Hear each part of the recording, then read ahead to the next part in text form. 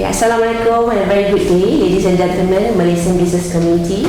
My name is Zulkarnain from MATRADE, and I'm pleased to be joined by a very prominent figure in the local aerospace industry, Datuk Zulkarnain Mohamed. Welcome, Datuk. Thank you. And thank you so much for joining us. I hope we're not taking a lot of your time today. No, I'm good. Okay. So, ladies and gentlemen, Datuk Zulkarnain Mohamed is the Senior Director of Operations at Spirit AeroSystems Malaysia, and he has been with Spirit since 2014? Yes. Okay. For the last 5 years. Last 5 years. And of course, Datuk, Spirit is a big name in the local aerospace industry, and this industry is not a big industry. We have about 230 players.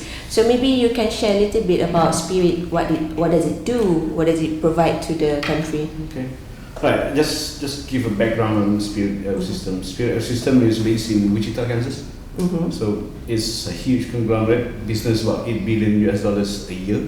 It has about 15,000 employees, 6 sites. Big one, main one is in Wichita. Then you have Tulsa, you have McAlester in Oklahoma, and you have Prestwick, San Jose, Kingston in US, and also in Subang.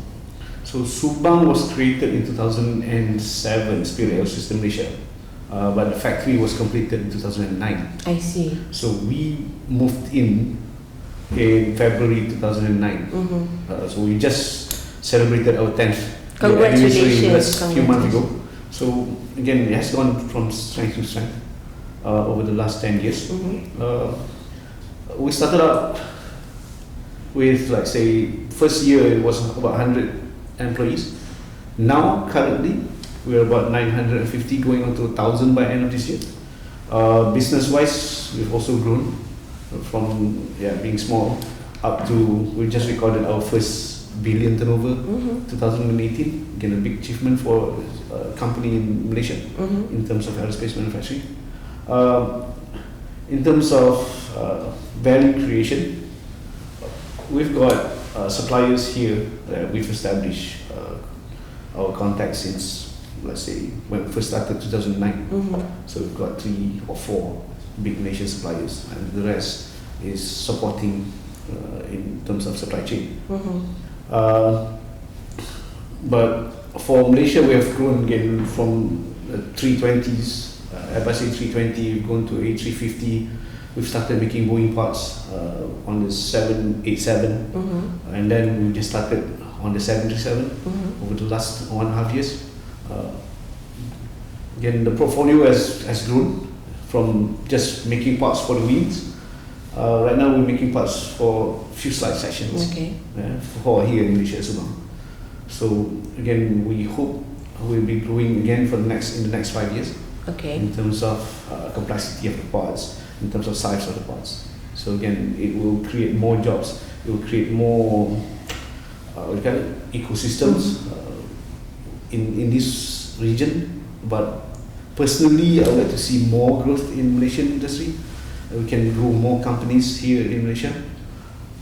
We've been trying that for the last maybe 5 years now. We've managed to do just a couple, but right now there is a drive to get more doing work in Malaysia. So we've got a couple of new suppliers that we're starting in the next couple of years. We hope can get more.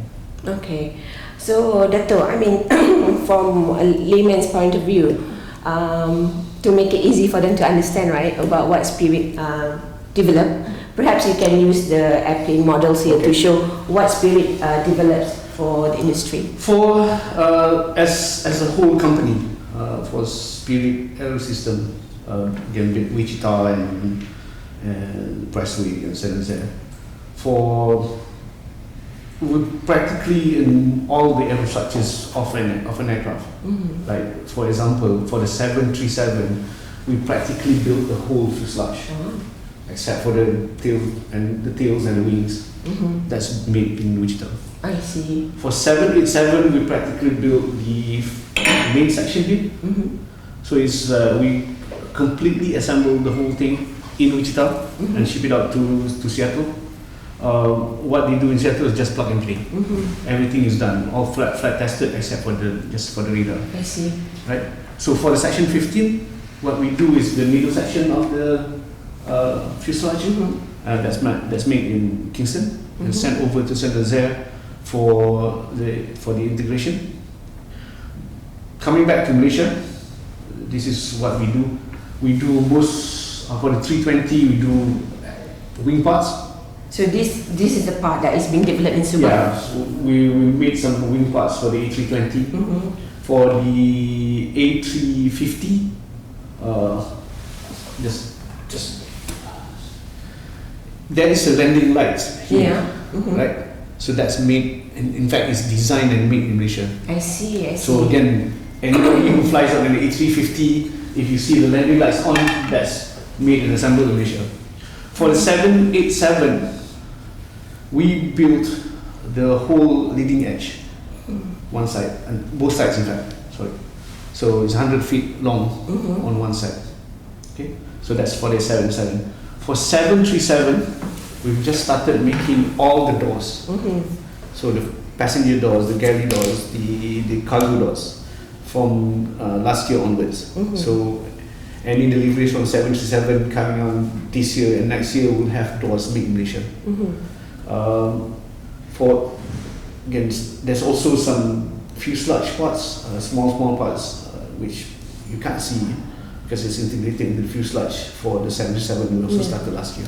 I see. So these are the parts that many people may not know that Malaysians have a big part to play. Yes. Yeah. Agreed. So anyway, I just forget one more thing. Another very visible parts that if you're on an Air Asia flight, if you during landings, during landings, the flaps, the spoilers that comes up, those are all made in Malaysia.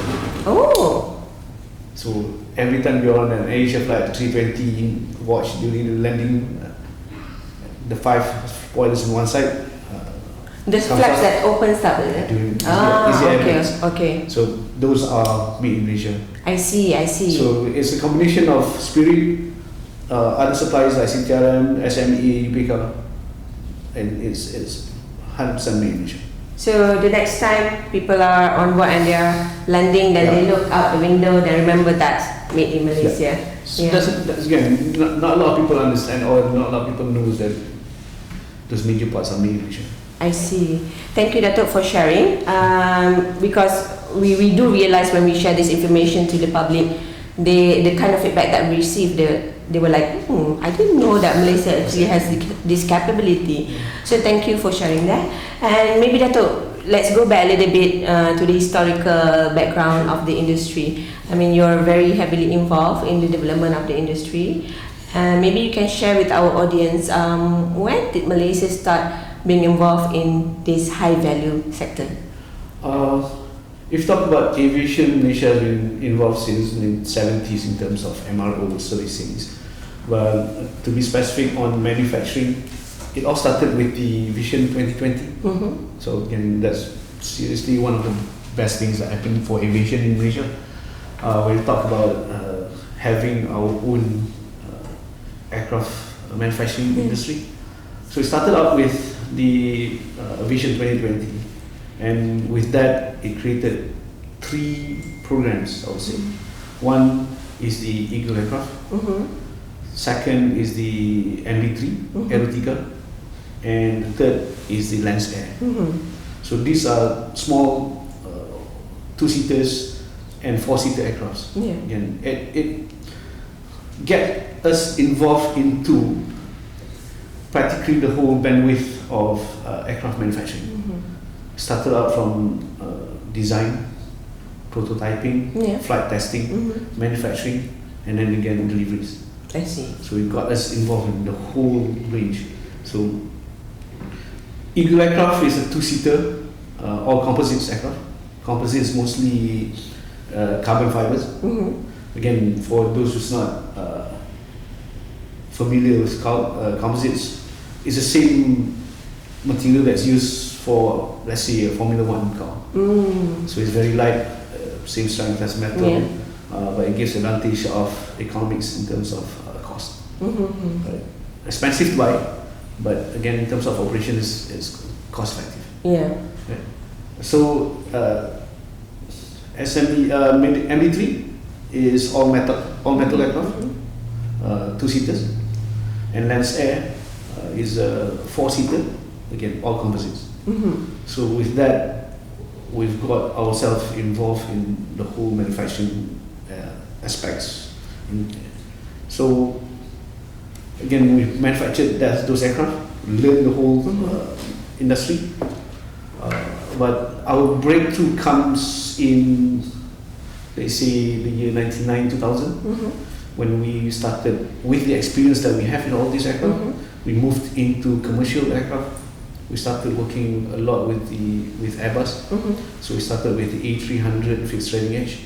That was the first project we had commercially through BAE Systems.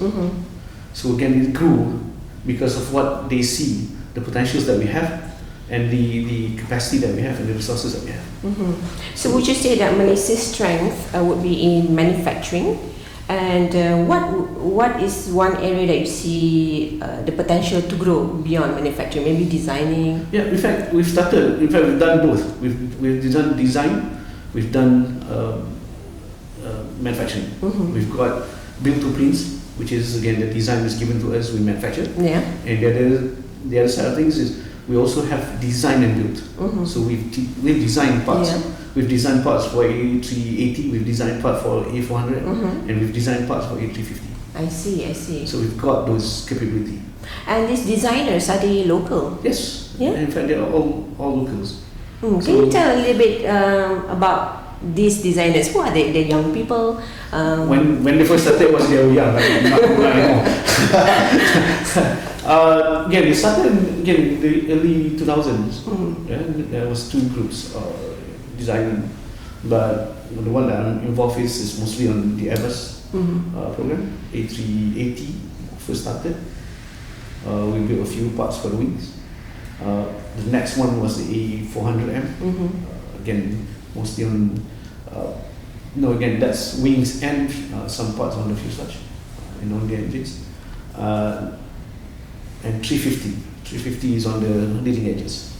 So again, there are designers in Malaysia. Again, one thing about aviation, especially for commercial aircraft, is very cyclical. So you don't introduce aircraft every other year. Yeah. Aircraft stays for 30 years. New designs comes in, maybe supposed to be like 10 years, 15 years, but then again, all depends. The last new design for Airbus was the A350, which is about 7 years ago, 8 years ago. And for Boeing was 787, and that was like 10 years ago. So nothing new. No new aircraft has been in plan for new designs, maybe for the next 5-7 years from now. Do you see Malaysia maybe producing our own aircraft?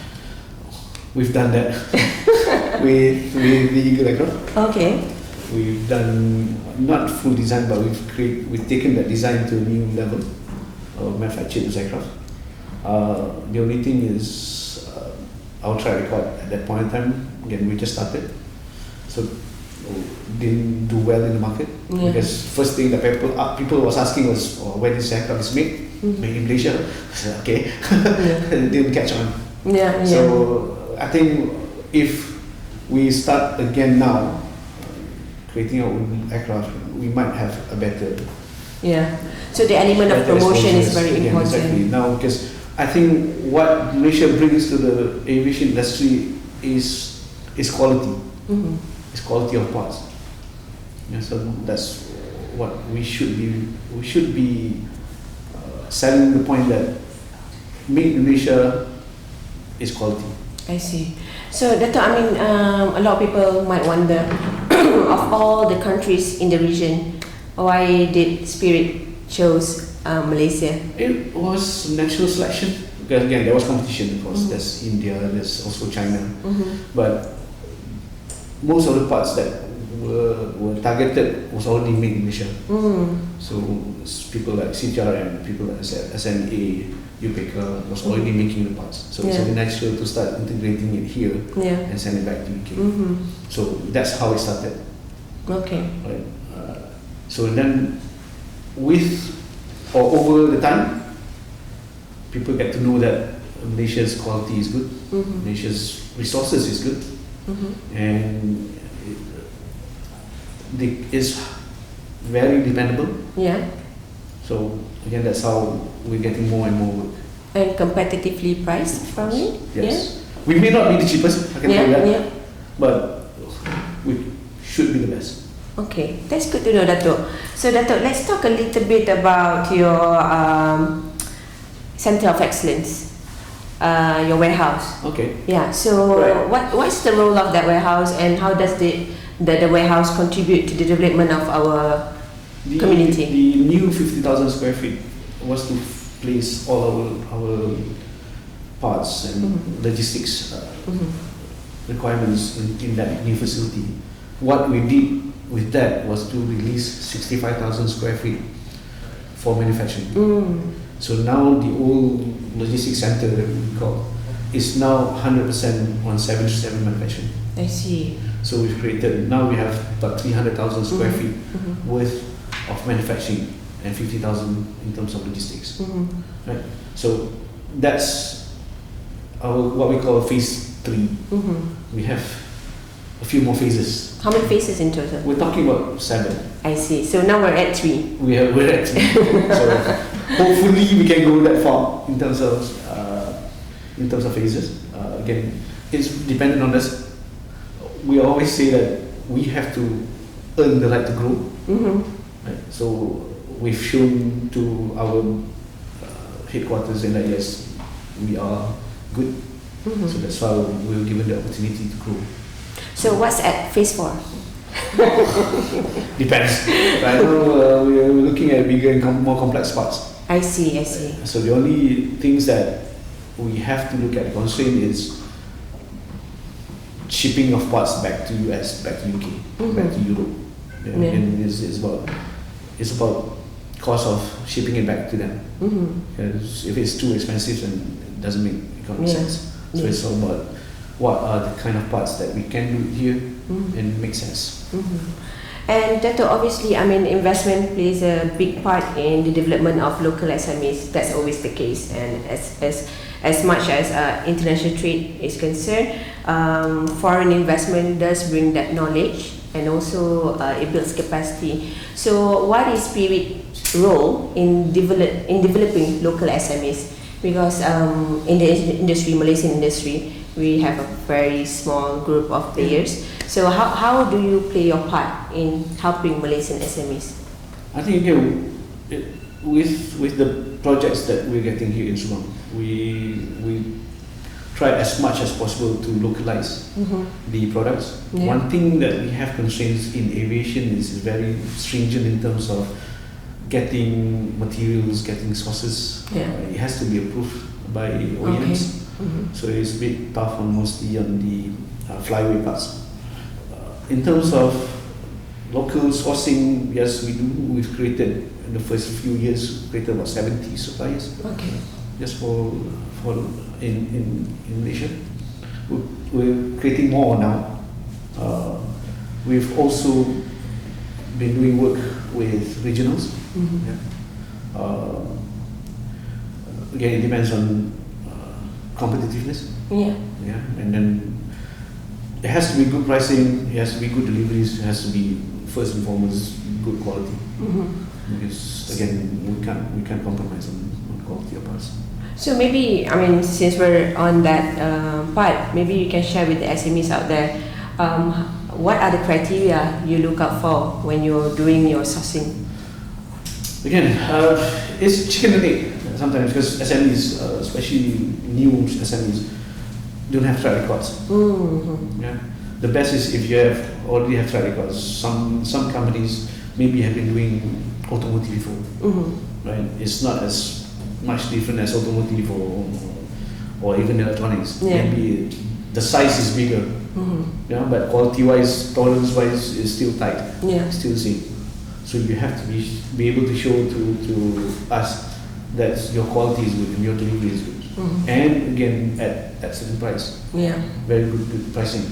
Yeah. And the other big difference in aviation is it comes in small numbers. Yeah. It's not a big batch like 10,000 parts or 100,000 parts a year. It's very small. But the requirement is as tough or even tougher than what automotive or electronics calls for. So again, one thing that I advise SME is try to go out and talk to suppliers. Yeah. And you may not be tier ones because tier ones will be restricted to maybe 5 to 10. Not a lot of people can be tier ones. You can go tier twos. In fact, talk to tier twos. There's a lot of opportunities at this point in time. People are Boeing and Airbus is pushing for costs. Right? So there are opportunities. You just have to be aggressive. Yeah. Don't have to wait. That's one thing that I advise. Go out and grab. Yeah. And go talk to people. Go talk to sub tiers or even tier twos, even tier threes if you want. There's opportunities. So, I mean, from your experience dealing with local SMEs, what do you think is our strength and our weakness? Our strength is our people. We've got resourceful people. We've got really good technical backgrounds. People coming out from colleges, maybe at a high level than the rest of Asia, Asian countries. So, though I think the progress that's needed is to be more aggressive in trying to gain that business. Yeah. Through, again, you have to go and talk, not just wait for somebody like a Spirit in Malaysia. Yeah. You have to go out. You have to go out because that's the opportunities right now is well spread around. So they have to be a little bit more gung-ho. Yes, not gung-ho, but a bit more aggressive in terms of trying to win the business. Go talk to people, and then you must have some value proposition to give to the because it's very competitive. Yeah. It's sad for me when we're losing business in Malaysia to countries which is supposed to be more expensive than us. Yeah. So again, we need to be more, I would say, competitive. We need to be more aggressive in trying to win business. Yeah? And don't wait. Go out and look for business. Yeah. And Datuk, let's talk a little bit about blueprints. And I understand that you were also involved in the workshop of 2030 blueprint. But we first had our blueprint for the aerospace industry in 1997. That was, I think, after MATRADE was launched. Yeah. And then we had the 1997 aerospace blueprint, which the target was set in 2015. And 2015, we had our 2030 aerospace industry blueprint. So, but one thing that I find in common in all these blueprints would be they mention a lot about creating jobs. Yeah. And when I did my research on Spirit, and a lot of what appeared on the Google search, a lot of people looking for jobs, like job opportunities at Spirit, job opportunities. So that shows that you do have a lot to play in terms of creating jobs. So can you share a little bit about your job creations for locals and what talents do you look out for? Okay. One good thing about Spirit Malaysia is I would say we're 100% local, 100% Malaysian.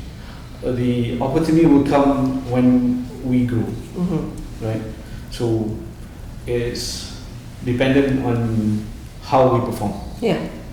So I do need to find good people. I need to find committed people,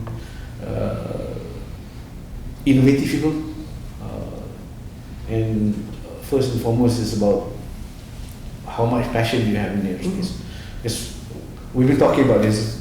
People say that being in aerospace is like sometimes you're ready to take punishments because it's hard work. Yeah. It's really hard work.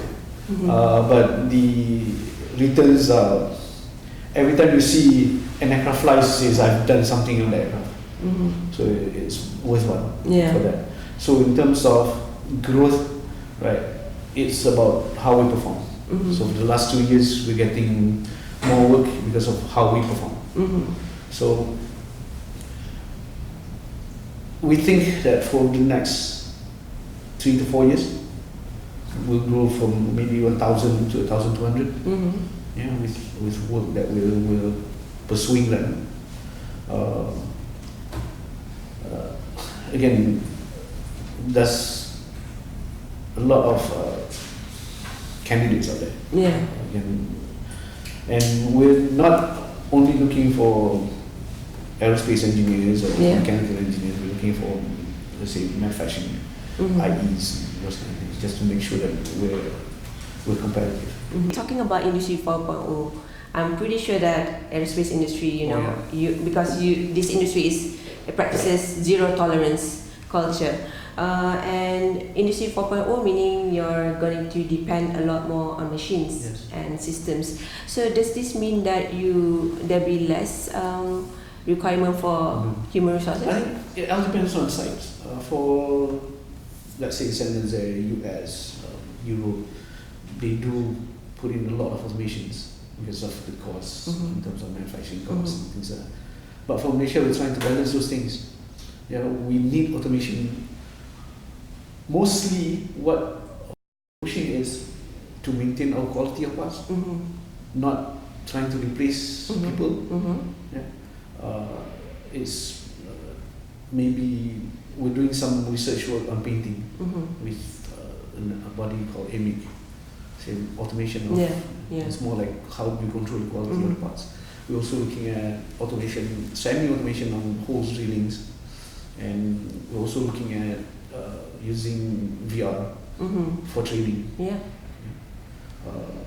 The other one that we're pushing also is what we call the augmented reality. AR. So we're using that as part of our quality. I see. Quality work, quality process. Just make sure that everything is covered, everything is good. So the AR and VR part, they are already being used in Subang? Yes. Yeah. And but how many percent do you think? It's still small. Okay. It's still small at this point in time. We just started maybe 2 years ago. Still mostly on research and development at this point in time. But again, we have to balance things out because the cost of those things are quite expensive. So we have to, like I said, balancing between what we're offering to the industry in terms of cost, being competitive against good parts. But in this industry, Datuk, what do you think? What human skills do you think that machines cannot emulate? Flexibility. I think that's one of the biggest things that we because we know how to work things around. Machines follow what we say or what we program them to do. So with us, we have flexibility, but within control, within process. Of course. You just can't let anybody does anything that they want. It has to be under process. But we can work things out. We can work things around. So that's the biggest difference. Okay. Datuk, a few last questions for you. 2020, of course, is nearing. We're already in the middle of 2019. So, Wawasan 2020, of course, aerospace industry plays a bigger part post 2020. So, what are your aspirations and your hopes for this industry? Again, we can participate more. I think we can grow as what we think as printed published in the blueprint. We can do that, just that we need to be more out there in the market. We have to really push. We have to be more competitive. We have to be more creative, right? In terms of how do we do parts, how do we provide good services to the industry. I think it's out there. The opportunity is there. And I think creative is a very important word, because it means that you are allowing yourself to be vulnerable and you can innovate when you question things, isn't it? Of course. That's why I said one of the biggest advantage that we have here in Malaysia is when we transfer parts from, let's say, from Europe or from US, what we do is we engineer those parts, not the detailed parts on how we make those parts. I see. So that's the bigger. That's how we make it better, Mm. and that's how we make it in terms of process much faster. Mm-hmm.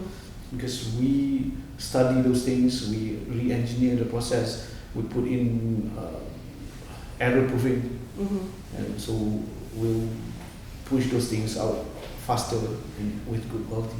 When we first started A320, we were building only 30 sets a month. Mm. Right now we're doing 65 sets a month. Mm-hmm. Right? That's more than 100%. That's double.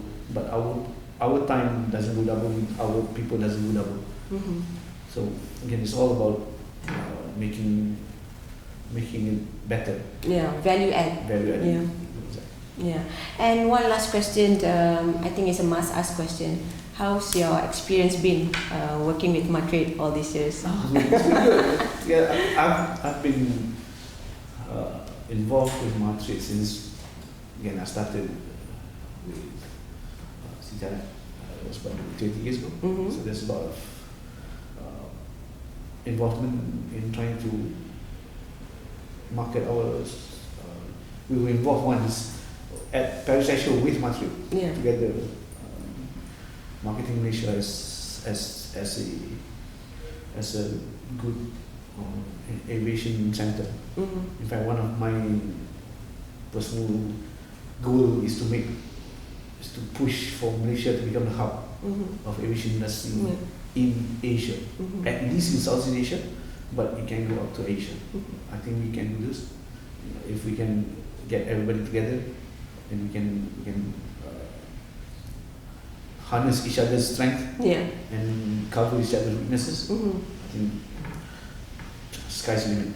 Yeah, and I think the partnership, private-public partnership, is very important, and of course the private sector will drive the growth, but the government sector can facilitate that. Yeah. I think it has to be hand in hand. Not like the government is up front, the SMEs and us following behind. It should be hand in hand. In fact, I personally think that the industry should be ahead and government helping us out. So not the other way around. Yeah. So we have to start opening up. Government agencies just opens the lanes and path and shows the door. We have to knock the doors. So again, we have to change that mindset. Correct. In the industry themselves, we ourselves have to change our mindset. It's just not waiting for the government to do something. It has to be us doing something and the government helping us out. Perhaps it's more like a habit, being fully dependent. That's what we have to break. We have to break that. Okay. Alright, Datuk, I think we've reached the end of our interview. Thank you so much again for spending some time. And before we end, we have to try our coffee. I hope it's not too cold. Alright, thank you. It's cold. Okay. Thank you so much. So we hope to see you again. And we're probably gonna go into a different industry next time. And thank you once again, Datuk. And we hope to see you again. Thank you, guys.